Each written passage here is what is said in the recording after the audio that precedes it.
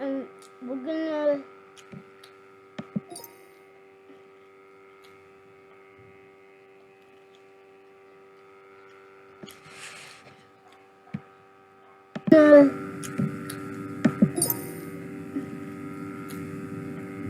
taste the words.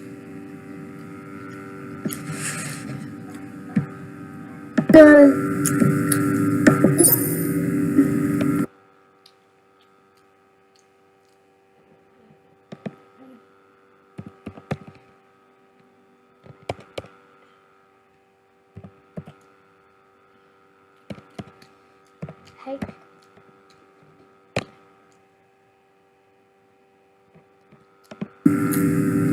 We're gonna taste the words.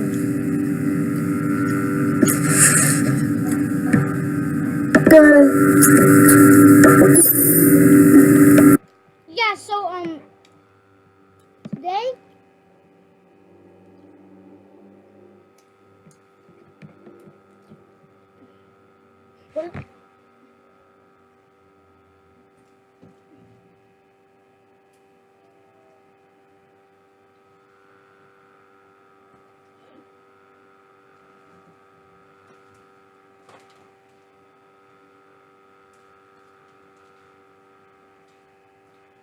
sorry about that. So today I will be showing you how to go, how to get 9 subscribers. Just kidding. Okay.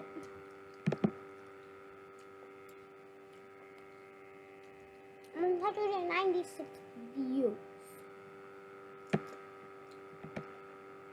Let me see this. Shopping in my hammer. I got a fidget spinner, yeah, and today I'll be reacting to Ayo and Tail.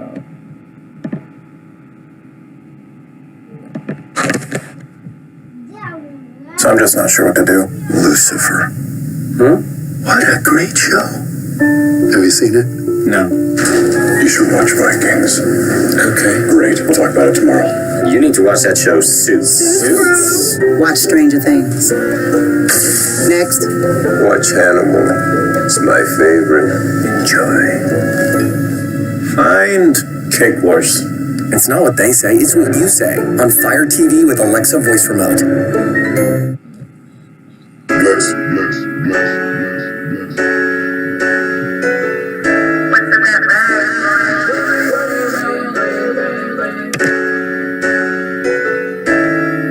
I just wanna rollie with a dapper ranch. I already got some designer to hold on my pants. I just want some ice on my wrist so I look better when I dance. Have you looking at it, put you in a trance. I just wanna rollie with a dapper ranch. I already got some designer to hold on my pants. I just want some ice on my wrist so I look better when I dance. Have you looking at it, put you in a trance. Yeah.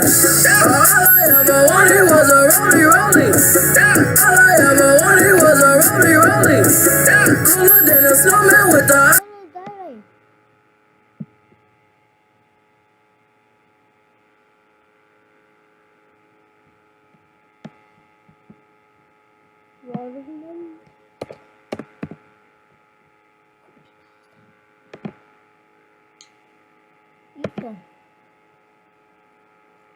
By looking for it. It doesn't have an address. It doesn't have a sign above the door. It doesn't even have windows. No, the only way you'll find it is if you're taken there. That's how I found it. I've never met my real parents.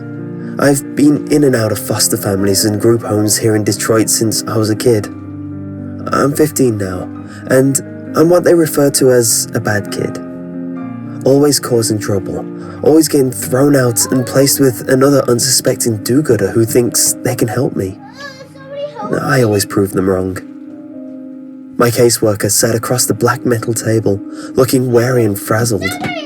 On the table between us was a thick letter-sized brown envelope. my case file.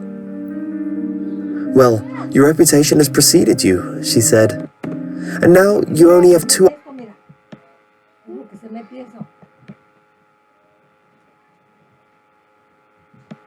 options. Military school in Lansing, or the Ronald McDonald house, which has miraculously cleared you for acceptance. I don't have the patience for drill sergeants and 5 a.m. reveille.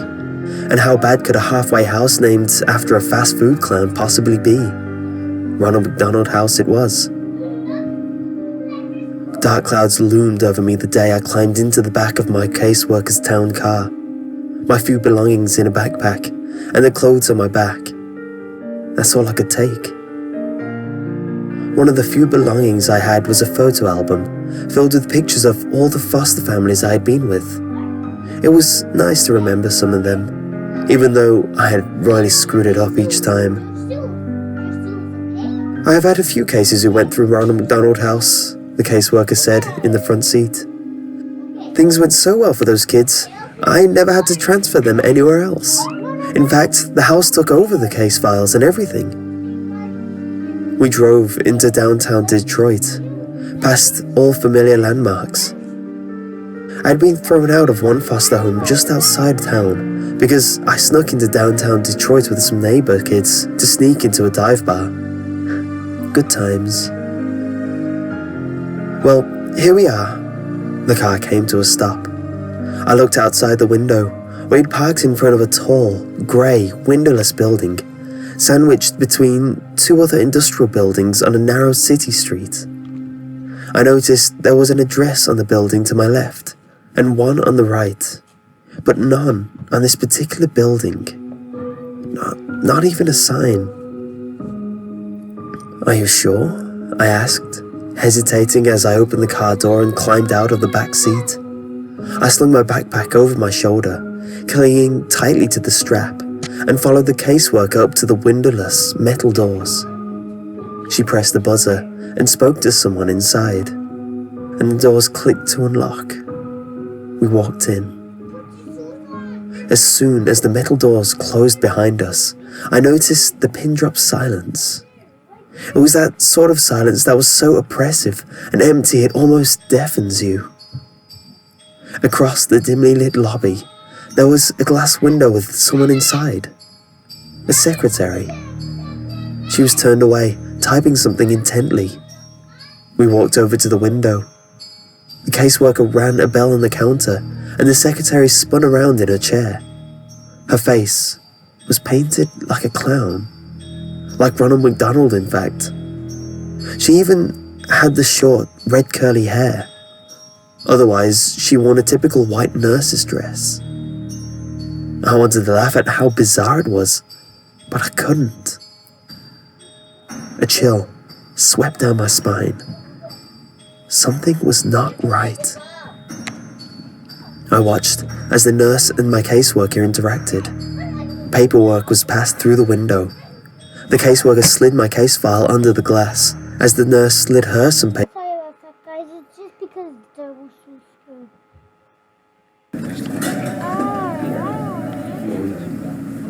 It was a typical workday for James. Susie was at her desk, sorting through her papers.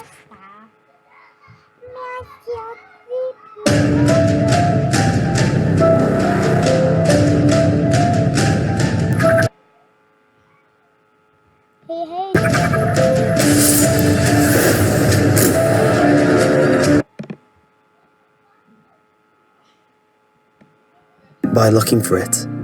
It doesn't have an address. It doesn't. We're gonna end this video. This was just a short video. I'll come back.